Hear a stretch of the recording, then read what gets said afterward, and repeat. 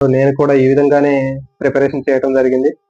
ఈ విధంగా ప్రిపరేషన్ చేయడం వల్ల కేవలం 5 పోస్టులలో నేను ఒక పోస్ట్‌ని కొట్టడం జరిగింది. నాది 4వ ర్యాంక్ అండి.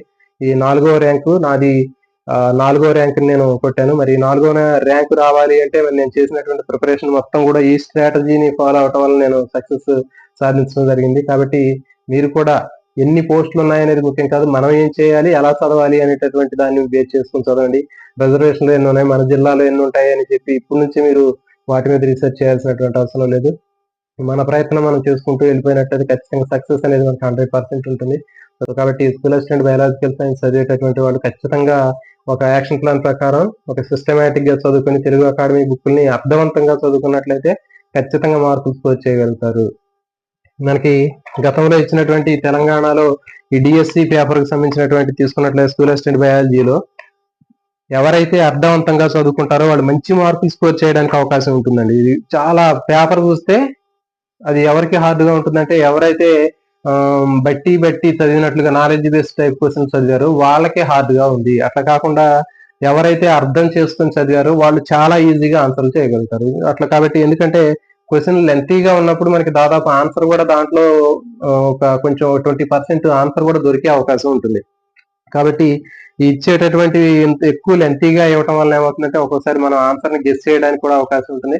కాబట్టి అర్థవంతంగా ఒక్కసారి చదివినట్లయితే ఖచ్చితంగా డిఎస్సిలో సక్సెస్ అవడానికి అవకాశం ఉంటుంది. బయాలజికల్ సైన్స్ కి ఉన్నటువంటి ఆ బెనిఫిట్ ఏంటి అంటే ఎవరైతే సబ్జెక్ట్ మీద నాలెడ్జ్ బాగా గ్రిప్ తెచ్చుకుంటారో వాళ్ళు మాత్రమే సక్సెస్ అవుతారు. బయట దొరికే రకరకాలైనటువంటి ప్రైవేట్ పబ్లికేషన్స్ కానివ్వండి, ప్రైవేట్ బుక్స్ కానీ ఫాలో అవటం వల్ల ఉపయోగం ఉండదు. అర్థం చేసుకుని తెలుగు అకాడమీ టెక్స్ట్ బుక్ చదవండి. దాని తర్వాత ప్రాక్టీస్ బిట్లు చేయండి. ప్రాక్టీస్ బిట్లు చేసినప్పుడు మీరు 80 బిట్లు చేసినట్లయితే లేకపోతే ఒక 50 బిట్లు చేసినట్లయితే 50కి 45 రావాలి. అట్లా వచ్చినట్లయితే మనం టార్గెట్ ని రీచ్ అవుతున్నాం అనేటటువంటి కాన్ఫిడెన్స్ అనేది మనకి పెరుగుతుంది. కాబట్టి మాక్సిమం మనం చేసే ఒక 10 బిట్లు తీసుకుంటే 10 బిట్లో 8, 9 రైట్ అవ్వాలి. 1, 2 పోయేటటువంటి ఛాన్స్ అనేది ఉండాలి. మాక్సిమం 8+9 వరకే ఆన్సర్ చేయగలగాలి. అట్లా ప్రిపరేషన్ అనేది మనం చేసినట్లయితే 100% సక్సెస్ అవడానికి అవకాశం ఉంటుందండి. Hello everyone, this is Rambabu. Welcome to success journey TV channel. ఏపీలోను తెలంగాణలోను DSC school assistant biological science prepare అయ్యేటటువంటి ఆస్పిరెంట్స్ ఎవరైతే ఉన్నారో మరి మీరు ఈ స్కూల్ అసిస్టెంట్ బయాలజికల్ సైన్స్ లో ఖచ్చితంగా ఒక పోస్ట్ మీరు ఖచ్చితంగా కొట్టాలి అంటే మీరు ఎలాంటి స్ట్రాటజీస్ ని ఫాలో అవ్వాలి అనేటటువంటిది ఇక్కడ డిస్కస్ చేద్దాం. మరి స్కూల్ అసిస్టెంట్ బయాలజికల్ సైన్స్ కి సంబంధించినటువంటి పోస్టులు అనేవి తక్కువ మొత్తంలో ఉంటాయి. మరి తక్కువగా ఉన్నటువంటి పోస్టులకి సరైనటువంటి ప్రిపరేషన్ లేనట్లయితే ఖచ్చితంగా సక్సెస్ అవడానికి అవకాశం అనేది ఉండదు. సో కాబట్టి ఈ తక్కువ పోస్టులు ఉన్నటువంటి స్కూల్ అసిస్టెంట్ బయాలజికల్ సైన్స్ లో ఏ విధంగా సక్సెస్ అవ్వాలి, ఖచ్చితంగా ఒక పోస్ట్ ని మనం కొట్టాలి అంటే దానికి సరైనటువంటి స్ట్రాటజీస్ ని కానివ్వండి, సరైనటువంటి ఒక యాక్షన్ ప్లాన్ కానీ మనం ఫాలో అయినట్లయితే 100% మీ బయాలజికల్ సైన్స్ లో ఒక పోస్ట్ ని మనం కొట్టడానికి అవకాశం ఉంటుంది. సో మరి ఇప్పుడు ఈ రోజు సెషన్ లో మనం ఈ బయాలజికల్ సైన్స్ ని ఏ విధంగా చదివితే 100% సక్సెస్ అయ్యి మనం ఒక పోస్ట్ ని కొట్టగలుగుతాం అనేటటువంటి దాన్ని ఇక్కడ మనం నేర్చుకునే ప్రయత్నం చేద్దాం. అంతకంటే ముందు ఛానల్ని కొత్తగా చూసినటువంటి మిత్రులందరూ కూడా ఛానల్ని సబ్స్క్రైబ్ చేయండి. అదేవిధంగా వీడియోని లైక్ చేయండి, మీ ఫ్రెండ్స్కి షేర్ చేయండి. ఆల్ నోటిఫికేషన్ బెల్ ఐకాన్ని ట్యాప్ చేయండి, మీకు వెంటనే నోటిఫికేషన్ అనేది వస్తుంది. సో ఇక మనం లేట్ లేకుండా టాపిక్లోకి వెళ్దాం. మరి school assistant biological science successful గా మనం ఒక పోస్ట్ ని ఈజీగా సాధించాలి అంటే మనం ఎలాంటి స్ట్రాటజీస్ ని ఫాలో అవ్వాలని మనం ఇక్కడ డిస్కస్ చేస్తున్నాం. అయితే ముందుగా ప్రతి ఒక్క ఆస్పిరెంట్ ఎవరైతే స్కూల్ అసిస్టెంట్ బయాలజికల్ సైన్స్ కి ప్రిపేర్ అవుతున్నారో మనకి ఉన్నటువంటి పోస్టులు ఎన్ని ఉన్నాయి, లేకపోతే మన రిజర్వేషన్ లో ఎన్ని పోస్టులు ఉన్నాయి అనేటటువంటి దాన్ని మీరు ఫస్ట్ పక్కన పెట్టాలండి. సో ఖచ్చితంగా మనం చేయాల్సింది ఏంటంటే ఫస్ట్ ఓపెన్ లో టార్గెట్ పెట్టుకోవాలి. బయాలజికల్ సైన్స్ లో మనకి ఒక పోస్ట్ రావాలి అంటే ఖచ్చితంగా ఓపెన్ లో టార్గెట్ పెట్టుకున్నట్లయితే మనకి సేఫ్ సైడ్ ఉండడానికి అవకాశం ఉంటుంది. మనం ముందే రిజర్వేషన్ లో ఉన్నటువంటి పోస్టుల గురించి ఆలోచించినట్లయితే మనకి పోస్ట్ రావడానికి అవకాశం అనేది ఉండదు. కాబట్టి ఖచ్చితంగా మనకి ఓపెన్ లో టార్గెట్ పెట్టుకోవాలి. మరి ఆ ఓపెన్ లో టార్గెట్ పెట్టుకున్నప్పుడు మనం ఏ విధంగా సక్సెస్ అవ్వాలి అనేటటువంటి దాని గురించి ఇక్కడ డిస్కస్ చేద్దాం. ముందుగా మనకి ఈ బయాలజికల్ సైన్స్ లో ఉన్నటువంటి సబ్జెక్టులు తీసుకున్నట్లయితే మెయిన్ కంటెంట్ 40 మార్క్స్ ఉందండి. సో కాబట్టి కంటెంట్ మీద 100% ఎఫర్ట్ పెట్టాలి. ఎట్లా ఉండాలి అంటే ఇక మనం పర్ఫెక్ట్ గా దాంట్లో దాదాపు 100% మనం బిట్లు చేయగలిగినట్లు ఉండాలి. కంటెంట్ తర్వాత మెథడాలజీ. సో ఈ మెథడాలజీ అనేది కూడా మనకి జాబ్ డిసైడ్ చేసేటటువంటి ఫ్యాక్టర్. కంటెంట్ తర్వాత మెథడాలజీ మీద కూడా మనం 100% దాని మీద ఎఫెక్ట్ పెట్టాలి. అప్పుడు మాత్రమే మనం సక్సెస్ అవ్వగలుగుతాము. Next psychology, classroom implications in psychology. So దీంట్లో 5 మార్క్స్ ఉన్నాయి. సో మరి 5 మార్క్స్ లో మనకి తర్వాత పర్స్పెక్టివ్స్ ఇన్ ఎడ్యుకేషన్, విద్యా దృక్కోణాలు, దీనికి కూడా 5 మార్క్స్ ఉన్నాయి. నెక్స్ట్ జీకే కరెంట్ అఫైర్స్, ఇవి 10 మార్క్స్ ఉన్నాయి. అంటే 5 రావచ్చు, 10 మార్క్స్ ఉన్నాయి. కాబట్టి ఇక్కడ మనం మెయిన్ గా ఫోకస్ చేయాల్సినటువంటి ఏరియా ఏది అంటే కంటెంట్ తర్వాత మెథడాలజీ. చూడండి, మరి కంటెంట్ లో 40 మార్క్స్, మెథడాలజీలో 20 మార్క్స్ ఉన్నాయి. మరి 20 మార్క్స్ ఈ 40 మార్క్స్ కలిస్తే మొత్తం మనకి 60 మార్క్స్ వెయిటేజ్ ఉంది. మరి 60 మార్క్స్ లో మనకి మన టార్గెట్ ఎంత అంటే 55 మార్క్స్. ఖచ్చితంగా మనకి 60 మార్క్స్ కి 40 మార్కులు, 20 మార్కులు, 60 మార్కులకి మన యొక్క టార్గెట్ అనేది 55 ఉండాలి. అంటే చూడండి, అంటే ఒక 10 బిట్లు మాత్రమే మనం పోయేటట్లు ఉండాలి. కాబట్టి మనకి 55 టార్గెట్ పెట్టుకోవాలి. ఖచ్చితంగా పక్కాగా మన యొక్క ప్రిపరేషన్ అనేది ఆ విధంగా ఉండాలి. 40 మార్కులకి కనీసం 37 మార్కులు రావాలి. అంటే దాదాపు ఒక 6 బిట్లు పోయేటటువంటి అవకాశం ఉన్నా కానీ ఇబ్బంది ఉండదు. తర్వాత మెథడాలజీ 20 మార్క్స్, మెథడాలజీకి మనకి 18 రావాలి. అంటే దాదాపు ఒక 4 బిట్లు పోయినట్లయితే మనకి బిట్కి 6 మార్కు, కాబట్టి 18 మార్క్స్ మనం స్కోర్ చేయగలుగుతున్నాం. సో కాబట్టి ఇక్కడే మన యొక్క కెపాసిటీ అనేది అర్థమవుతుంది. సో కాబట్టి ఖచ్చితంగా మనకి కంటెంట్ తర్వాత మెథడాలజీ మీద ఎవరైతే మంచి ఫోకస్ పెడతారో వాళ్ళు ఖచ్చితంగా సక్సెస్ అవడానికి అవకాశం ఉంటుంది. ఈ మిగిలినటువంటి సైకాలజీ కానివ్వండి, పర్స్పెక్టివ్స్ ఇన్ ఎడ్యుకేషన్ కానివ్వండి, జీకే కరెంట్ అఫైర్స్ కానీ, ఇవి దాదాపు అందరిలో కూడా ఒకే రకమైనటువంటి మార్క్స్ వచ్చే అవకాశం ఉంటుంది. సో కాబట్టి మనం ఎక్కువ ఎఫర్ట్ పెట్టాల్సినటువంటి ఏరియా ఏది అంటే కంటెంట్, మెథడాలజీ. మరి కంటెంట్, మెథడాలజీ అనేది ఎట్లా మనం దాన్ని ఫేస్ చేస్తే సక్సెస్ అవుతాం అనేటటువంటి దాని గురించి ఇక్కడ మనం డిస్కస్ చేసే ప్రయత్నం చేద్దామండి. కంటెంట్, ఈ కంటెంట్ కి మనం టెక్స్ట్ బుక్ అసలు ఏం చదవాలి అనేటటువంటి దాన్ని తీసుకున్నట్లయితే ప్రామాణికంగా మనకి SCERT ఇచ్చినటువంటి తెలుగు అకాడమీ టెక్స్ట్ బుక్స్ ఏవైతే ఉన్నాయో అకాడమీ టెక్స్ట్ బుక్స్ ని మనం చదవాల్సినటువంటి అవసరం ఉంటుంది. ఈ తెలుగు అకాడమీ టెక్స్ట్ బుక్స్ తీసుకున్నట్లయితే మనకి 6th నుంచి 6th, 7th, 8th, 9th, 10th వరకు ఉంటాయి ఈ స్కూల్ అసిస్టెంట్ బయాలజికల్ సైన్స్ లో. అంటే మరి 3rd నుంచి 5th వరకు రావా అంటే అవన్నీ కూడా బేసిక్స్, కాబట్టి అవి కూడా ఒకసారి చూసుకుంటే సరిపోతుంది. కాబట్టి 6th నుంచి 10th క్లాస్ వరకు ఉన్నటువంటి తెలుగు అకాడమీకి సంబంధించినటువంటి టెక్స్ట్ బుక్స్ 100% మనం చదవాల్సినటువంటి అవసరం ఉంటుంది. సో దాంట్లోంచి మనకి 60% రావడానికి అవకాశం ఉంటుంది. దాదాపు స్కూల్ అసిస్టెంట్ కి సంబంధించినటువంటి బయాలజికల్ సైన్స్ లో మనకి 8th, 9th, 10th అనేవి చాలా కీలకమైనటువంటివండి. తర్వాత 6th, 7th అనేవి తక్కువగా ఉంటుంది. ప్రయారిటీ అనేది వీటి నుంచి తక్కువ పర్సెంట్ రావడానికి అవకాశం ఉంటుంది. 8th, 9th, 10th వీటిలో నుంచి ఖచ్చితంగా ఎక్కువ మార్కులు స్కోర్ చేయడానికి అవకాశం ఉంటుంది. తర్వాత వచ్చి ఇంటర్మీడియట్ ఏదైతే ఉందో 8th, 9th, 10th లో ఉన్నటువంటి టాపిక్స్ కి రిలవెంట్ గా ఉన్నటువంటి ఇంటర్మీడియట్ లో ఉన్నటువంటి టాపిక్స్ కూడా చదవాల్సినటువంటి అవసరం ఉంటుంది. అటువంటి చాలా మంది ఆస్పిరెంట్స్ ఇంటర్మీడియట్ అనేసరికి చాలా మంది భయపడుతున్నారు. ఇంటర్మీడియట్ లో మనకి బాటనీ, జువాలజీ కూడా మొత్తం సిలబస్ ఇవ్వడం జరిగింది. కానీ మనం కంగారు పడకుండా దాన్ని ఒక ప్రాసెస్ ప్రకారం ముందుకెళ్ళినట్లయితే ఈజీగా సక్సెస్ అవడానికి అవకాశం ఉంటుంది. కాబట్టి మనకి కంటెంట్ తీసుకుంటున్నాం. మరి కంటెంట్ అనేది ఎలా చదవాలి ఏంటి అనేటటువంటి దాని గురించి ఇక్కడ ముందు డిస్కస్ చేద్దాం. ఎందుకంటే కంటెంట్ అనేది మనకి చాలా ముఖ్యం. కాబట్టి 40 మార్క్స్ లో మనకి 35+ మార్క్స్ స్కోర్ చేసేటట్లుగా మనం ప్రిపరేషన్ అనేది చేయాల్సినటువంటి అవసరం ఉంటుంది. మరి దానికోసం ఏం చేయాలి అనేది చూద్దాం. తెలుగు అకాడమీకి సంబంధించినటువంటి టెక్స్ట్ బుక్స్ తీసుకోండి. ఈ లేటెస్ట్ గా ఉన్నటువంటి తెలుగు అకాడమీ టెక్స్ట్ బుక్స్ తీసుకున్నట్లయితే ముందు మీరు 8th, 9th, 10th కి సంబంధించినటువంటి బుక్స్ చదవండి. చాలా మంది ఏం చేస్తారంటే ఇప్పుడే ఇంటర్మీడియట్ చదువుదాం అని చెప్పేసి అనుకుంటున్నారు. కానీ ఫస్ట్ మనం చేయాల్సింది ఏంటంటే 8th, 9th, 10th text books perfect గా చదవండి. మీరు చదివేటప్పుడు చాలా మంది టాపిక్స్ వైజ్ గా చదవాలా లేకపోతే క్లాస్ వైజ్ గా చదవాలా అనేటటువంటి డౌట్ అనేది చాలా మందికి కనిపిస్తుంది. సో అయితే మాక్సిమం ఏంటి అంటే క్లాస్ వైజ్ గా చదవటం వల్ల కొంచెం బెనిఫిట్ అనేది ఉంటుంది. ఎందుకంటే మనకి ఒక క్లారిటీ అనేది ఉంటుంది, చదివేటటువంటిది ఒక క్లారిటీ అనేది ఉంటుంది. కాబట్టి క్లాస్ వైజ్ గా చదవటం వల్ల మనకి ఉపయోగం ఉంటుంది. కాబట్టి క్లాస్ వైజ్ గా చదవండి. ఈ క్లాస్ వైజ్ గా చదివిన తర్వాత, ఫర్ ఎగ్జాంపుల్ 8th క్లాస్ ఉంది, 8th చదువుతారు, తర్వాత 9th చదువుతారు, తర్వాత 10th చదువుతున్నారు. ఈ విధంగా ఒకసారి ప్రిపరేషన్ మొత్తం కంప్లీట్ అయిపోయిన తర్వాత నెక్స్ట్ మీరు ఏం చేస్తారు అంటే వాటిలో ఉన్నటువంటి రిలేటెడ్ టాపిక్స్ ని ఇంటర్మీడియట్ లో ఉన్నటువంటి వాటిని టాపిక్స్ వైజ్ గా చదవండి. సో కాబట్టి ఇంటర్మీడియట్ లో చదివేవి టాపిక్స్ వైజ్ గా మీరు చేసుకుని చదవడం వల్ల ఉపయోగం అనేది ఉంటుంది. మీరు ప్రిపరేషన్ కూడా మాక్సిమం 10th క్లాస్ నుంచి చేయండి. ఎందుకంటే 10th క్లాస్ మొత్తం మీరు పర్ఫెక్ట్ గా చదివినట్లయితే దాదాపు ఒక 30% ప్రిపరేషన్ అయిపోయినట్లు. ఎందుకంటే 10th క్లాస్ మెయిన్ సబ్జెక్ట్ కీలకంగా ఉంటుంది. కాబట్టి 10th క్లాస్ ప్రిపరేషన్ అనేది ముందు స్టార్ట్ చేయండి.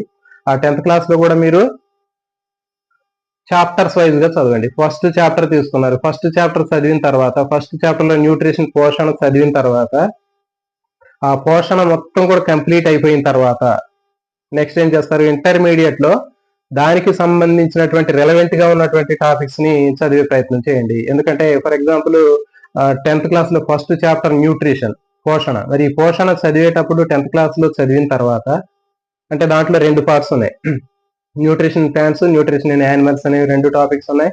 అయితే దీంట్లో న్యూట్రిషన్ ఇన్ ప్లాంట్స్ తీసుకున్నట్లయితే మనకి 10th క్లాస్ లో ఫోటోసింథసిస్ సంబంధించింది ఉంది. కాబట్టి 10th క్లాస్ లో ఉన్నటువంటి ఫోటోసింథసిస్ పోర్షన్ మొత్తం చదివిన తర్వాత ఇంటర్మీడియట్ లో దానికి రిలేవెంట్ గా ఉన్నటువంటి దాన్ని ఆ టాపిక్ చదవండి, ఫోటోసింథసిస్. మరీ బాగా డెప్త్ గా చదవాల్సినటువంటి అవసరం లేదు. అంటే 8th, 9th, 10th బుక్స్ ఎంత స్టాండర్డ్ లో చదివామో అంత స్టాండర్డ్ లో స్కూల్ అసిస్టెంట్ కి సంబంధించినటువంటి ప్రిపరేషన్ లో ఇంటర్మీడియట్ బోటనీ జువాలజీ చదవాల్సిన అవసరం లేదు. వాటికి రిలవెంట్ గా ఉన్నటువంటి టాపిక్స్ ని మనం చదువుకుంటే సరిపోతుంది. మరి అంత డెప్త్ గా చదవాల్సినటువంటి అవసరం లేదు, దాని మీద ఎక్కువ భయపడాల్సినటువంటి అవసరం లేదు. ఇంటర్మీడియట్ లో ఉన్నటువంటి ఆ క్వశ్చన్స్ అనేవి దాదాపు ఒక 20 to 30% అనేవి రావడానికి అవకాశం ఉంటుంది. అంటే ఒక 20 క్వశ్చన్ లోపులోనే మనకి రావడానికి అవకాశం ఉంటుంది. కాబట్టి చాలా మంది ఆస్పిరెంట్స్ ఏం చేస్తున్నారంటే డైరెక్ట్ ఇంటర్మీడియట్ చూసి భయపడుతున్నారు. కాబట్టి నేను ఎట్టి పరిస్థితుల్లో భయపడాల్సినటువంటి అవసరం ఉండదు. ఇంకోటి ఏంటి అంటే మన ప్రిపరేషన్ ఏదైతే 10th క్లాస్ లో మనకి అవన్నీ పర్ఫెక్ట్ గా చదువుకున్నామో ఈజీగా ఇంటర్మీడియట్ లో కూడా అవన్నీ రిలేటెడ్ గా ఉంటాయండి.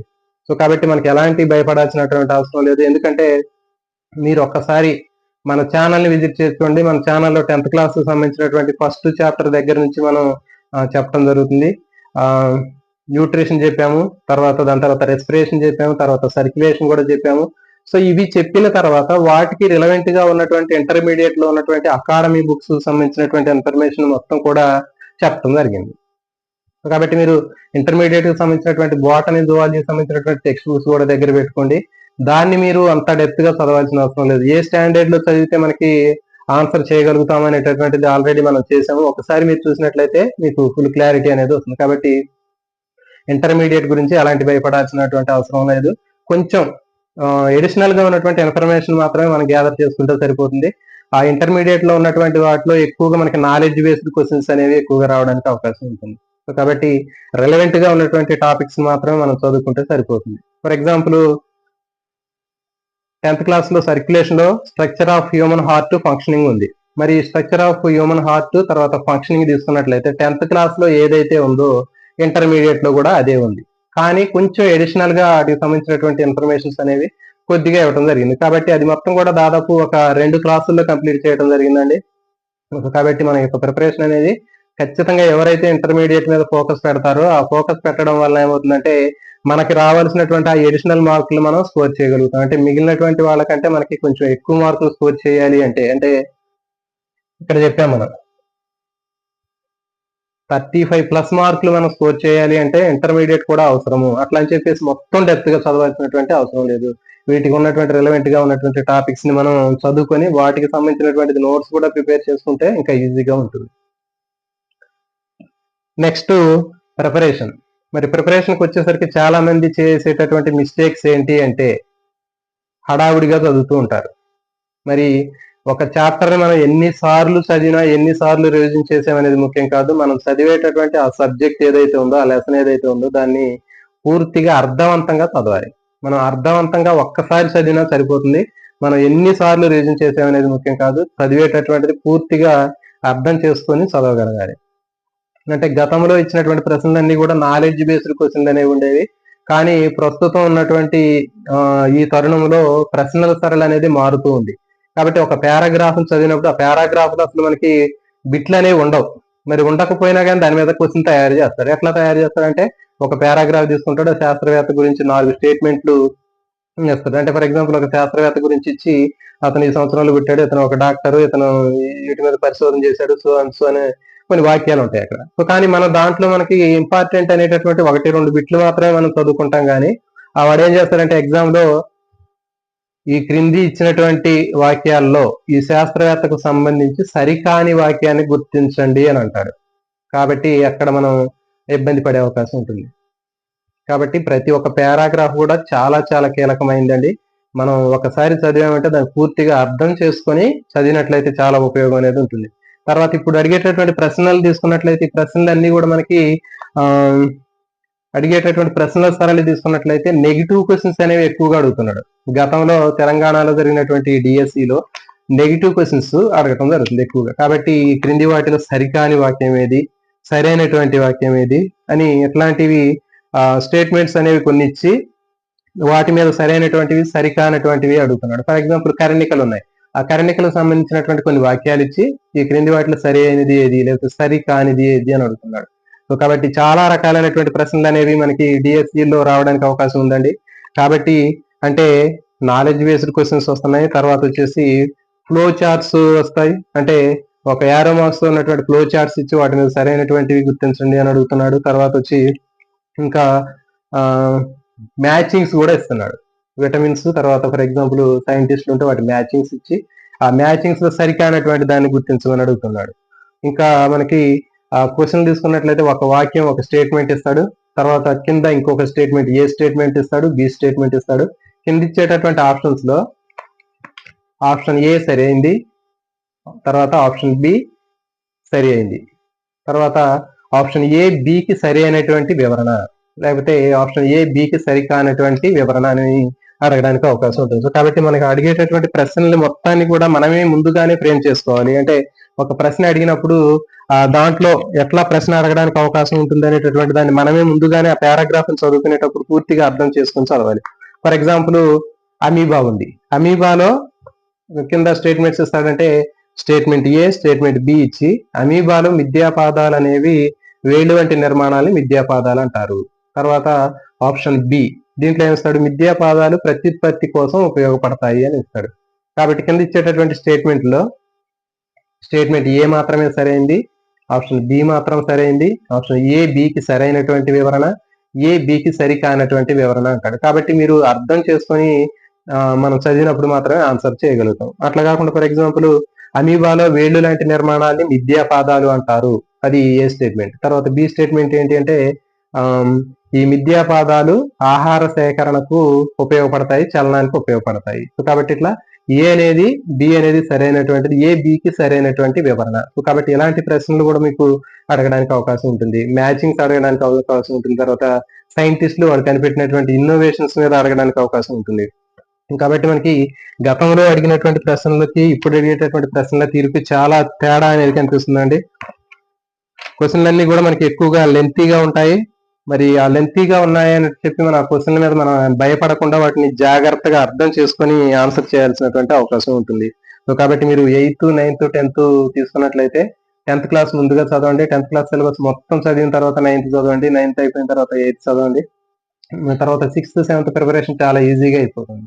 ఈ ప్రిపరేషన్ చేసిన తర్వాత 10th క్లాస్ లో చాప్టర్ వైజ్ గా వెళ్ళండి. ఒక చాప్టర్ చదివిన తర్వాత ఇంటర్మీడియట్ లో దానికి రిలవెంట్ గా ఉన్నటువంటి చాప్టర్ ని తీసుకొని దానికి చదవండి. దానిని మాత్రం కేవలం నోట్స్ ప్రిపేర్ చేసుకోండి.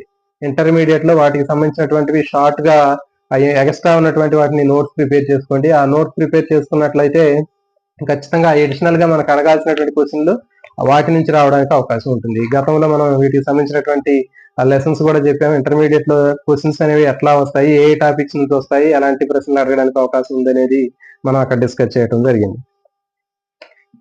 కాబట్టి ఈ విధంగా కంటెంట్ మీరు 100% ఎఫర్ట్ పెట్టాలండి. ఖచ్చితంగా 100% ఎఫర్ట్ పెట్టినప్పుడు మీరు సక్సెస్ అవడానికి అవకాశం ఉంటుంది. ఈ కంటెంట్ ని కూడా మీరు మంచిగా ఒక పక్కా టైం టేబుల్ వేసుకోండి. డే వైజ్ గా ఒక్కొక్క చాప్టర్ తీసుకోండి. ఆ చాప్టర్ పారాగ్రాఫ్ ని మొత్తం అనాలిసిస్ చేసి చదువుకోండి. అట్లా చదువుకున్నట్లయితే కేవలం ఒక్కసారి మన ప్రిపరేషన్ అయిపోతే సరిపోతుంది. ఎన్నిసార్లు మనం రివిజన్ చేయాల్సినటువంటి అవసరం లేదు. కాబట్టి ఎక్కువగా నాలెడ్జ్ బేస్డ్ క్వశ్చన్ల కంటే ఎక్కువగా అండర్స్టాండింగ్ అప్లికేషన్ సంబంధించినటువంటి క్వశ్చన్లు ఎక్కువ మొత్తంలో రావడానికి అవకాశం ఉంటుంది. దాదాపు సరికాని వాక్యాలను గుర్తించండి అని దాదాపు మొత్తం అలాంటి క్వశ్చన్లే ఉన్నాయండి. ఒక 20-25 క్వశ్చన్స్ కూడా మనకి అన్ని కూడా అట్లాంటివే కనిపిస్తూ ఉన్నాయి. కాబట్టి మీరు చదవాల్సినటువంటివి మొత్తం కూడా ఎగ్జాంపుల్స్ గుర్తుపెట్టుకోండి, ఫ్లో చార్ట్స్ చదువుకోండి, తర్వాత వచ్చి వివిధ రకాలైనటువంటి డిసీజెస్, వాటికి సంబంధించినటువంటి వ్యాధి కారకాలు, సైంటిస్టులు, తర్వాత ఫ్లో చార్ట్స్, బ్లడ్ సెల్స్, వాటి ఫంక్షనింగ్, ఇట్లాంటి క్వశ్చన్స్ అన్ని కూడా మనం చదువుకున్న తర్వాత మొత్తం అనాలిసిస్ చేసి ఒక చోట మొత్తం ఇన్ఫర్మేషన్ మొత్తాన్ని కూడా గ్యాదర్ చేసుకున్నట్లయితే మనకి ఆన్సర్ చేయడానికి అవకాశం ఉంటుంది. సో కాబట్టి ఒకప్పుడు ఆ చాప్టర్ లో ఉన్నటువంటి ఇంపార్టెంట్ బిట్స్ ఏవైతే ఉన్నాయో ఆ బిట్లు చదవటం వల్ల మనకి ఎగ్జామ్ లో మనం సక్సెస్ అవ్వడానికి అవకాశం ఉండదండి. ఒక చాప్టర్ మీద నీకు పూర్తి స్థాయిలో అవగాహన ఉన్నప్పుడు మాత్రమే ఆ బిట్కి ఆన్సర్ చేయగలుగుతాం. కాబట్టి మనకి ప్రిపరేషన్ కూడా అదే స్థాయిలో ఉన్నట్లయితే మనకి 100% మనం మార్కులు స్కోర్ చేయడానికి అవకాశం ఉంటుంది. కాబట్టి మీరు మెయిన్ గా 8th, 9th, 10th మీద బాగా ఫోకస్ చేయండి. తర్వాత 6th, 7th చాలా ఈజీగా ఉంటుంది ప్రిపరేషన్. 9th, 10th తర్వాత 8th, 9th, 10th సంబంధించినటువంటి వాటిలో ఇంటర్మీడియట్ లో ఉన్నటువంటి వాటిని, రెలవెంట్ గా ఉన్నటువంటి వాటిని నోట్స్ తయారు చేసుకొని చదువుకోండి. తర్వాత 8th, 9th, 10th సంబంధించినటువంటి నోట్స్ తయారు చేసుకునేటప్పుడు మీరు తయారు చేసుకునేటటువంటి నోట్స్ అనేది కేవలం నాలెడ్జ్ బేస్డ్ క్వశ్చన్లకు మాత్రమే ఉపయోగపడుతుంది. అంటే గతంలో మనం తయారు చేసుకునేటటువంటి నోట్స్ అనేది ఎప్పుడు కూడా మనకి ఎట్లా ఉంది అంటే నాలెడ్జ్ బేస్డ్ క్వశ్చన్లు ఎక్కువగా ఉన్నాయి. కాబట్టి మనకి నోట్స్ తయారు చేసుకున్నటువంటి నోట్స్ ఏదైతే ఉందో ఆ నోట్స్ అనేది కేవలం నాలెడ్జ్ బేస్డ్ క్వశ్చన్ కి ఆన్సర్ చేయడానికి మాత్రమే ఉపయోగపడుతుంది. కానీ మనకి ఇప్పుడు ఉన్నటువంటి ప్రజెంట్ పరిస్థితుల్లో ఉన్నటువంటి ఆ క్వశ్చన్ పేపర్ ప్యాటర్న్ తీసుకున్నట్లయితే మనం తయారు చేసుకున్నటువంటి నోట్స్ అనేది కొంత మాత్రమే ఉపయోగపడుతుంది. అంటే అన్ని రకాలైనటువంటి ప్రశ్నల్ని మనం ఆ నోట్స్ లో రాయలేము. ఇప్పుడు చెప్పాం కదా, ఎగ్జాంపుల్స్ కానివ్వండి, లేకపోతే ఇట్లాంటివి కొన్ని రాస్తాం. కానీ ఎక్కువ మొత్తంలో సరి అయినది, సరికానిది ఇలాంటివి మనం నోట్స్ రాయాలంటే రాయలేము. కాబట్టి మొత్తం టెక్స్ట్ బుక్ ని అండర్స్టాండింగ్ చేసుకునే ప్రయత్నం చేయండి, మొత్తం అర్థవంతంగా చదవండి. ఈ విధంగా చేసినట్లయితే మనకి సక్సెస్ అనేది అవడానికి అవకాశం ఉంటుంది. Next methodology.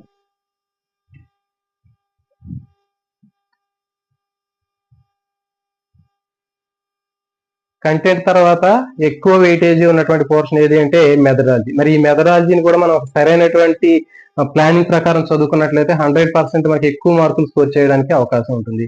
మరి ఎట్లా చేయాలి, ఎలా చదవాలి అనేది మనం తీసుకున్నట్లయితే మనకి అసలు ఈ మెథడాలజీలో ఉన్నటువంటి సిలబస్ చూద్దాం. మెథడాలజీ మనకి 20 మార్క్స్ వెయిటేజ్ ఉంది. దాదాపు 10 చాప్టర్స్ ఉంటాయండి దీంట్లో. బయాలజీ మెథడాలజీలో 10 చాప్టర్స్ ఉంటాయి. దీనికి కూడా మనం చదవాల్సినటువంటి బుక్స్ ఏవి అంటే తెలుగు అకాడమీకి సంబంధించినటువంటి మెథడాలజీ టెక్స్ట్ బుక్ ఉంటుంది. ఆ మెథడాలజీ టెక్స్ట్ బుక్ ని మీరు చదివినట్లయితే మీకు 100% దానించే వస్తాయి. కాబట్టి మీరు బాగా అకాడమీ ఏదైతే ఉందో అకాడమీకి సంబంధించినటువంటి మెథడాలజీ బుక్ కూడా మీరు ఎక్కువగా ఫాలో అవ్వాల్సినటువంటి అవసరం ఉంటుంది. ఎందుకంటే మొత్తం కూడా మనకి ఎక్కువ మార్కులు వెయిటేజీ మెథడాలజీలో ఉంది.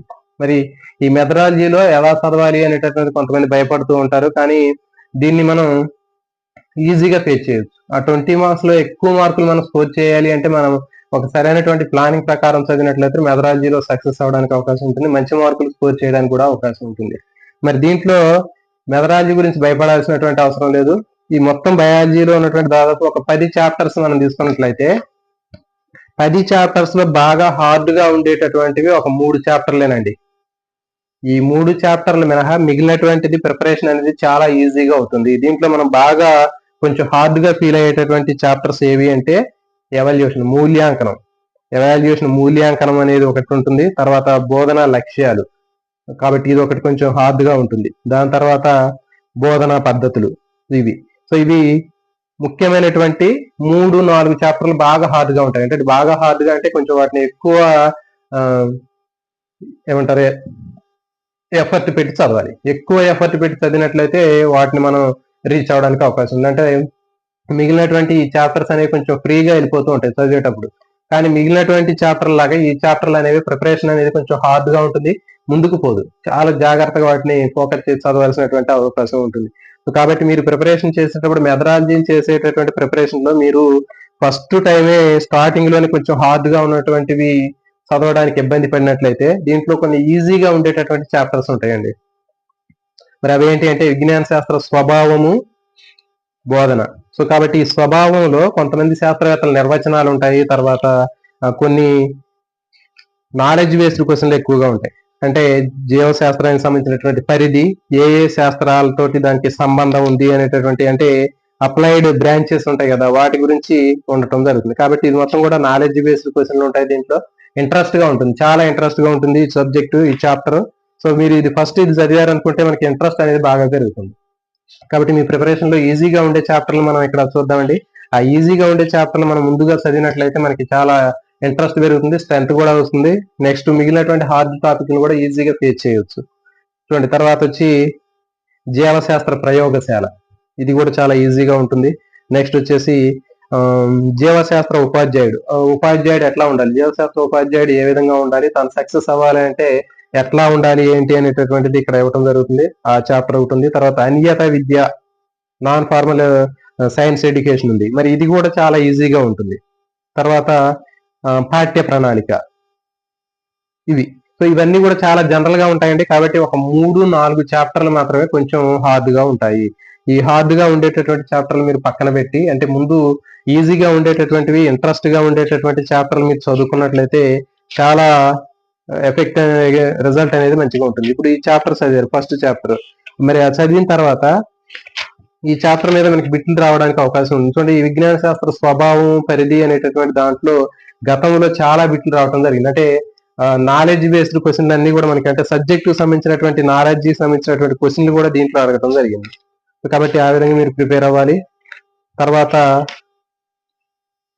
జీవశాస్త్ర బోధన ఉద్దేశాలు, విలువలు, మరి దీంట్లో కూడా మనకి కొన్ని ఉద్దేశాలు, విలువలు తీసుకున్నట్లయితే విరామకాల సద్వినియోగం, శాస్త్రీయ వైఖరిని పెంపొందించడం, ఉత్తేజన కలిగించే విలువలు, ఇట్లా కొన్ని విలువలు అనేవి ఉంటాయి. ఆ విలువలు చదవటం వల్ల మనకి వీటి మీద అవగాహన అనేది రావడం జరుగుతుంది. ఇది కూడా చాలా చాలా ఇంట్రెస్ట్ గా ఉండేటటువంటి చాప్టర్ అండి. ఈ ఇంట్రెస్ట్ గా ఉండేటటువంటి చాప్టర్ మీరు చేసిన తర్వాత, తెలుగు అకాడమీ సంబంధించినటువంటి ఆ టెక్స్ట్ బుక్ చదివిన తర్వాత ఏదైనా ఒక ప్రైవేట్ పబ్లికేషన్ సంబంధించినటువంటి బుక్ ని ఫాలో అయ్యి వాటికి సంబంధించినటువంటి ప్రాక్టీస్ బిట్లు చేయండి. సో ప్రాక్టీస్ బిట్లు చేసినట్లయితే మీకు 100% దాని మీద గ్రిప్ అనేది రావడానికి అవకాశం ఉంటుంది. కంటెంట్ కూడా చెప్పినాం, ఇప్పుడు ఇంతకుముందు చెప్పినటువంటి మన బయాలజికల్ సైన్స్ సంబంధించినటువంటి కంటెంట్ లో కూడా నాలెడ్జ్ బేస్డ్ క్వశ్చన్లకు కాకుండా కొన్ని అప్లికేషన్ టైప్ క్వశ్చన్లు, అర్థం చేసుకునేటటువంటి క్వశ్చన్లు, మ్యాచింగ్ ఉన్నటువంటివి, సరికానివి, సరైనటువంటివి, ఇట్లాంటి ప్రశ్నలు ఉన్నటువంటి వాటిని మీరు ప్రాక్టీస్ చేయడానికి ప్రయత్నం చేయండి. ఎందుకంటే ఇప్పుడు మాకు వచ్చేటటువంటి అన్ని కూడా అలాంటి క్వశ్చన్లే వస్తున్నాయి. కాబట్టి ఏదో నాలెడ్జ్ బేస్డ్ క్వశ్చన్లు ఎవరో తయారు చేసినటువంటి చిన్న చిన్న క్వశ్చన్లు ఉంటాయి, మరి అలాంటి క్వశ్చన్స్ చదివి మన కెపాసిటీని మనం అంచనా వేసుకోవడం అనేది సరికాదు. కొంచెం అప్లికేషన్ టైప్ లో ఉన్నటువంటి క్వశ్చన్లు చూడండి. గతంలో మనకి డిఎస్సిలో ఇచ్చినటువంటి క్వశ్చన్లు తీసుకున్నట్లయితే, గతంలో ఈ డిఎస్సిలో ఇచ్చినటువంటి క్వశ్చన్లు తీసుకున్నట్లయితే మనకి దాని యొక్క క్వశ్చన్ సంబంధించినటువంటి ఆ ప్రశ్నల సరళి అనేది ఎట్లా ఉంది, మనం ఎలా చదవాలి అనేటటువంటి ఒక క్లారిటీ అనేది వస్తుంది. కాబట్టి గతంలో జరిగినటువంటి పబ్లిక్ వీటికి సంబంధించినటువంటి డిఎస్సి సంబంధించినటువంటి పేపర్స్ తెలంగాణకు సంబంధించింది ఇది. దీన్ని మీరు ఒకసారి పీడిఎఫ్ తీసుకున్నట్లయితే మీకు దాని దగ్గర పెట్టుకుంటే అసలు ప్రశ్నలు ఏ విధంగా వస్తున్నాయి, మనం చాప్టర్ నుంచి ఎలా చదవాలి అనేది ఒక క్లారిటీ వస్తుంది. నెక్స్ట్ బోధనా లక్ష్యాలు, ఆబ్జెక్టివ్స్ ఆఫ్ బయాలజికల్ సైన్స్ అని చెప్పి ఇది కొంచెం చెప్పాం కదా, ఇది కొంచెం బాగా హార్డ్ గా ఉండేటటువంటిది. అంటే హార్డ్ గా ఉండేది అంటే చాలా మంది చదివారు ఆల్రెడీ, మరి దీన్ని జాగ్రత్తగా చదవాలి, దానికి వినాలి అంటే కొంచెం ఓపిక ఉండాలి. కాబట్టి మిగిలినటువంటి చాప్టర్ చదివిన తర్వాత దీన్ని చదువుకోవడం బెటర్. తర్వాత ఈ చాప్టర్ అయిపోయిన తర్వాత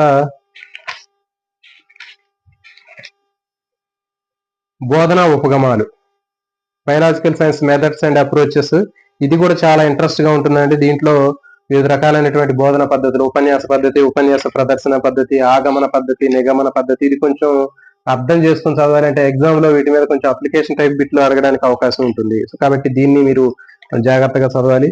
ఇది అయిపోయిన తర్వాత నెక్స్ట్ ఫలవంతమైనటువంటి బోధనా ప్రణాళిక. సో దీంట్లో పాఠ్య పథకము, సోపానాలు, సో ఇవి కూడా చాలా ఈజీగా ఉంటాయండి ఈ చాప్టర్ కూడా. తర్వాత జీవశాస్త్ర ప్రయోగశాల, ప్రయోగశాలకు సంబంధించినటువంటి వాటిలో ప్రయోగశాలలో ఆ గది యొక్క డైమెన్షన్స్ ఏంటి, దాంట్లో ఉపయోగించేటటువంటి బయాలజికల్ సైన్స్ సంబంధించినటువంటి సైన్స్ కిట్ లో ఏముంటాయి, వాటికి సంబంధించినటువంటి సంచార ప్రయోగశాలలు, ఇట్లాంటి రిజిస్టర్లు, సో స్టాక్ మెటీరియల్స్, ఇవన్నీ వీటికి సంబంధించినటువంటి ఇన్ఫర్మేషన్ కూడా ఉంటుందండి. కాబట్టి ఇవన్నీ కూడా చాలా ఈజీగా ఉండేటటువంటివి. నెక్స్ట్ కరికులం, మరి కరికులం కూడా చాలా ఈజీగా ఉంటుంది. ఏకకేంద్ర పద్ధతి, నెక్స్ట్ అంశాల పద్ధతి, శీర్షిక పద్ధతి, ఇది చాలా చాలా ఇంట్రెస్ట్ గా ఉంటుందండి. ఇది కూడా ప్రిపరేషన్ అనేది చాలా తొందరగా అయిపోతుంది. మరి ఇది అయిపోయిన తర్వాత నెక్స్ట్ జీవశాస్త్ర ఉపాధ్యాయుడు, సైన్స్ టీచర్ సంబంధించినటువంటి క్వాలిఫికేషన్స్ ఏంటి, ఆ నైపుణ్యాలు ఏంటి అనేటటువంటిది కూడా చిన్న చిన్నగా ఉంటుందండి ఈ చాప్టర్ కూడా. Next non formal science education, ఇది కూడా చాలా ఈజీగా ఉంటుంది, చాలా ఇంట్రెస్ట్ గా ఉంటుందండి. నెక్స్ట్ మరి దీంట్లో వివిధ రకాలైనటువంటి ఇన్ఫర్మేషన్ అనేది ఎక్కువగా మనం ఉంటుంది. వైజ్ఞానిక సంఘాలు సంబంధించినటువంటివి, సైన్స్ సంబంధించినటువంటి ఎగ్జిబిషన్స్, సైన్స్ ఫెయిర్స్, సో వీటికి సంబంధించినటువంటి ఇన్ఫర్మేషన్ అనేది ఉంటుంది. సో ఇది కూడా చాలా ఈజీగా ఉంటుంది, ఇంట్రెస్ట్ గా ఉంటుంది, ప్రిపరేషన్ కూడా తొందరగా అయిపోతుంది. నెక్స్ట్ జీవశాస్త్ర మూల్యాంకనం, ఇది కొంచెం బాగా హార్డ్ గా ఉండేది. కొంచెం అంటే కొంచెం బాగానే హార్డ్ గా ఉంటుంది. అంటే కొత్తగా చదివే వాళ్ళకి కొంచెం మింగుడు పడినటువంటి చాప్టర్స్ ఏవి అంటే మూల్యాంకనం, తర్వాత బోధనా లక్ష్యాలు. ఇవి చాలా కొంచెం హార్డ్ గా ఉంటాయి. ఇవి ఖచ్చితంగా ఏదైనా కోచింగ్ చెప్పినటువంటి వాళ్ళు దగ్గర నేర్చుకుంటే తప్ప కొత్తగా నేర్చుకునే వాళ్ళకి ఇది కొంచెం మైండ్ లోకి ఎక్కడం అనేది కష్టంగా ఉంటుంది. కాబట్టి మరి ఈ చాప్టర్స్ చదివేటప్పుడు దాదాపు ఏవైనా మీకు అందుబాటులో ఉన్నటువంటి కోచింగ్ లేకపోయినా కానీ అందుబాటులో ఉన్నటువంటి ఏవైనా యూట్యూబ్ ఛానల్లో ఉన్నటువంటి వాళ్ళని ఫాలో అయినట్లయితే మీకు చాలా వరకు దీనికి న్యాయం చేయగలుగుతారు. ఈ చాప్టర్ సంబంధించినటువంటి మనం కూడా మన ఛానల్లో కూడా ఉన్నాయండి. మరి అట్లా ఈ మూల్యాంకనం సంబంధించినటువంటి ప్రశ్నలు, తర్వాత బోధనా లక్ష్యాలు, స్పష్టీకరణలు మొత్తం కంప్లీట్ గా అర్థమయ్యేటట్లుగా మీకు బోర్డు మీద చెప్పడం జరిగింది. కాబట్టి ఎవరైనా మీకు ఏమైనా అర్థం కాకపోయినట్లయితే ఒకసారి చూసే ప్రయత్నం అయితే చేయండి. కాబట్టి ఇది మెథడాలజీ సంబంధించినటువంటి వాటిలో కూడా మొత్తం కూడా మీరు అర్థం చేసుకొని చదివి వాటికి సంబంధించినటువంటి బిట్లన్నీ కూడా మీరు ప్రాక్టీస్ బిట్లు చేసినట్లయితే మీరు ఖచ్చితంగా సక్సెస్ అవుతారు. మెథడాలజీలో మీకు 20 మార్క్స్ కి 18 మార్క్స్ టార్గెట్ పెట్టుకోండి. ఖచ్చితంగా మన టార్గెట్ అనేది చాలా ఎక్కువ టార్గెట్ పెడితేనే మన యొక్క స్కోర్ అనేది కొంచెం తక్కువగా ఉంటుంది. మనం పెట్టుకునే టార్గెటే ఒక 75% పెట్టుకున్నట్లయితే మనకు వచ్చేది 50% వస్తుంది. కాబట్టి మనకి ఎక్కువగా ఓపెన్ లో టార్గెట్ పెట్టుకోండి. మనకి మొత్తం ఓవరాల్ గా 80 మార్కులకి 69 ప్లస్ అంటే 70 మార్క్స్ టార్గెట్ పెట్టుకోవాలి. ఆ స్టాండర్డ్ లో ప్రిపరేషన్ అనేది చేసినట్లయితేనే మనకి సక్సెస్ అనేది వస్తుంది. ఎందుకంటే మనం చేసేటటువంటి ప్రిపరేషన్ లో ఎలాంటి లోటుపాట్లు ఉండకూడదు, 100% ఎఫర్ట్ పెట్టాలి. మరి అట్లా పెట్టినప్పుడు మాత్రమే మనం సక్సెస్ అవుతాము. తర్వాత class room implications in psychology చెప్పాము. మన సైకాలజీ కూడా దాదాపు అందరికీ కూడా సైకాలజీ మీద దాదాపు ఎక్కువగా గ్రిప్ అనేది ఉంటుంది. కాబట్టి మరి సైకాలజీలో కూడా ఎక్కువగా అప్లికేషన్ టైప్ క్వశ్చన్స్ అనేవి రావడానికి అవకాశం ఉంటుంది. ఇచ్చినటువంటి సిలబస్ లో ఉన్నటువంటి చాప్టర్లు ఏంటి, ఆ చాప్టర్ లో ఎలాంటి ప్రశ్నలు అడుగుతున్నాడు, వాటికి సంబంధించినటువంటి మొత్తం కూడా మనం కొన్ని అప్లికేషన్ టైప్ లో ఉండేటటువంటి వాటిని అభ్యసన సిద్ధాంతాలు కానివ్వండి ఎలాంటివి ఫాలో అవ్వాలి. ఖచ్చితంగా వీటికి సంబంధించిన ప్రాక్టీస్ బిట్లు కూడా చేయండి. ప్రాక్టీస్ బిట్లు చేస్తే మీకు 100% వీటి మీద మార్కులు మనకి స్కోర్ చేయడానికి అవకాశం ఉంటుంది. నెక్స్ట్ విద్యా దృక్కోణాలు, పర్స్పెక్టివ్స్ ఇన్ ఎడ్యుకేషన్ తీసుకున్నట్లయితే దీంట్లో మనకి 5 మార్క్స్ వెయిటేజీ ఉంది. ఈ మరి 5 మార్కుల వెయిటేజీలో మనం దీంట్లో ఎక్కువగా మనకి నాలెడ్జ్ బేస్డ్ క్వశ్చన్లు అడుగుతాడు. దీంట్లో ఎలాంటి అప్లికేషన్ టైప్ క్వశ్చన్లు కానివ్వండి ఇంకా ఎక్కువ లెంతీగా ఉండేవి ఉండవు. ఓన్లీ మనకి ఇచ్చినటువంటి ఇన్ఫర్మేషన్ సంబంధించినటువంటిది ఇది మొత్తం కూడా. అంటే ఈ విద్యా దృక్పథాల్లో దాదాపు అందరు కూడా చదువుతూనే ఉన్నారు. గత 3-4 నెలల నుంచి మనకి ఉన్నటువంటి సిలబస్ లో ఏదైతే మనకు కొంచెం డ్రాబ్యాక్స్ ఉన్నాయో డ్రాబ్యాక్స్ ఉన్నటువంటి ఆ సబ్జెక్ట్ లో మనకి పర్స్పెక్టివ్స్ ఇన్ ఎడ్యుకేషన్ కూడా చాలా ఇంపార్టెంట్ కాబట్టి దాని మీద కూడా ఫోకస్ చేశారు. ప్రతి ఒక్క చాప్టర్ ని కూడా మనకి అకాడమీ బుక్స్ అనేవి అందుబాటులో ఉన్నాయి. తెలుగు అకాడమీకి సంబంధించినటువంటి పర్స్పెక్టివ్స్ ఇన్ ఎడ్యుకేషన్ సంబంధించినటువంటి తెలంగాణ, ఏపీలో కూడా దాదాపు సిలబస్ ఒకే రకంగా ఉంది. అంటే చిన్న చిన్న మార్పులు అనేవి ఉన్నాయి, కొన్ని చాప్టర్లు అడిషనల్ గా ఉన్నాయి తెలంగాణలో. కాబట్టి తెలుగు అకాడమీ టెక్స్ట్ బుక్ చదవండి. ఫస్ట్ మీరు చేయాల్సింది కూడా అదే, అకాడమీ బుక్ చదవండి. దాన్ని చదివిన తర్వాత ప్రాక్టీస్ బిట్లు చేసినట్లయితే మీకు 100% ఎఫర్ట్ ఉంటుంది.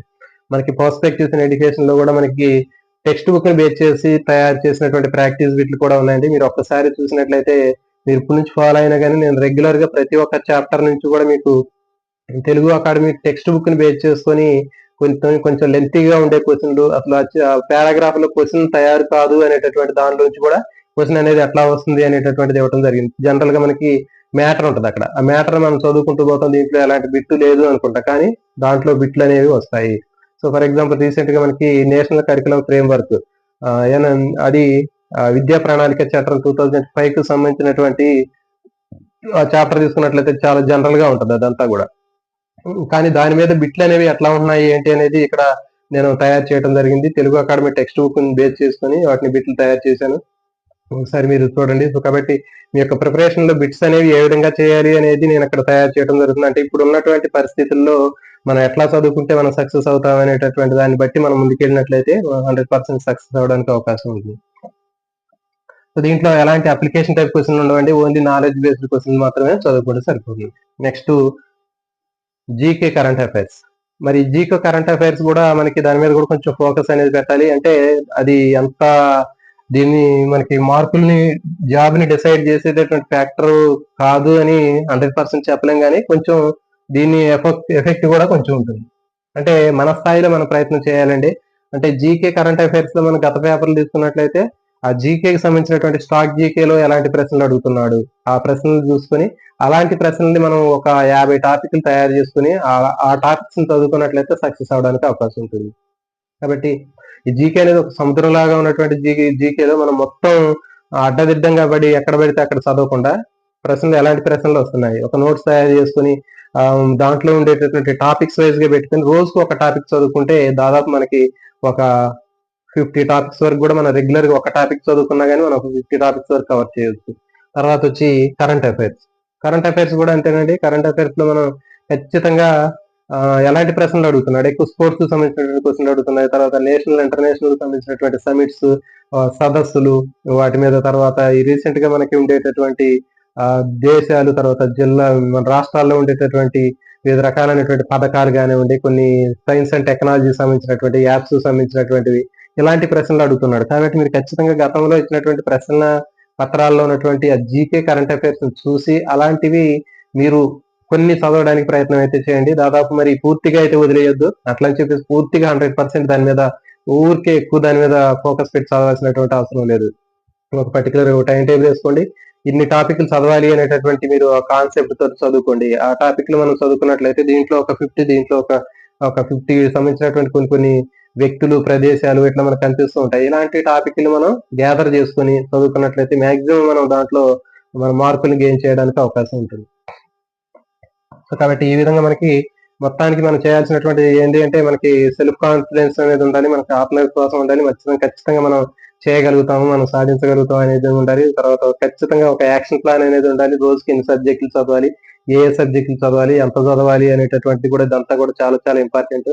సో కాబట్టి స్కూల్ అసిస్టెంట్ బయాలజికల్ సైన్స్ చదివేటటువంటి వాళ్ళు ఖచ్చితంగా ఒక యాక్షన్ ప్లాన్ ప్రకారం ఒక సిస్టమేటిక్ గా చదువుకుని తెలుగు అకాడమీ బుక్కుల్ని అర్థవంతంగా చదువుకున్నట్లయితే ఖచ్చితంగా మార్కులు స్కోర్ చేయగలుగుతారు. మనకి గతంలో ఇచ్చినటువంటి తెలంగాణలో ఈ డిఎస్సి పేపర్ కి సంబంధించినటువంటి తీసుకున్నట్లయితే స్కూల్ అసిస్టెంట్ బయాలజీలో ఎవరైతే అర్థవంతంగా చదువుకుంటారో వాళ్ళు మంచి మార్కులు స్కోర్ చేయడానికి అవకాశం ఉంటుందండి. ఇది చాలా పేపర్ చూస్తే అది ఎవరికి హార్డ్ గా ఉంటుందంటే ఎవరైతే బట్టి చదివినట్లుగా నాలెడ్జ్ బేస్డ్ టైప్ క్వశ్చన్స్ చదివారో వాళ్ళకే హార్డ్ గా ఉంది. అట్లా కాకుండా ఎవరైతే అర్థం చేసుకుని చదివారో వాళ్ళు చాలా ఈజీగా ఆన్సర్లు చేయగలుగుతారు. అట్లా కాబట్టి ఎందుకంటే క్వశ్చన్ లెంతీగా ఉన్నప్పుడు మనకి దాదాపు ఆన్సర్ కూడా దాంట్లో ఒక కొంచెం 20% ఆన్సర్ కూడా దొరికే అవకాశం ఉంటుంది. కాబట్టి ఇచ్చేటటువంటి ఇంత ఎక్కువ లెంతీగా ఇవ్వటం వల్ల ఏమవుతుందంటే ఒక్కోసారి మనం ఆన్సర్ ని గెస్ చేయడానికి కూడా అవకాశం ఉంటుంది.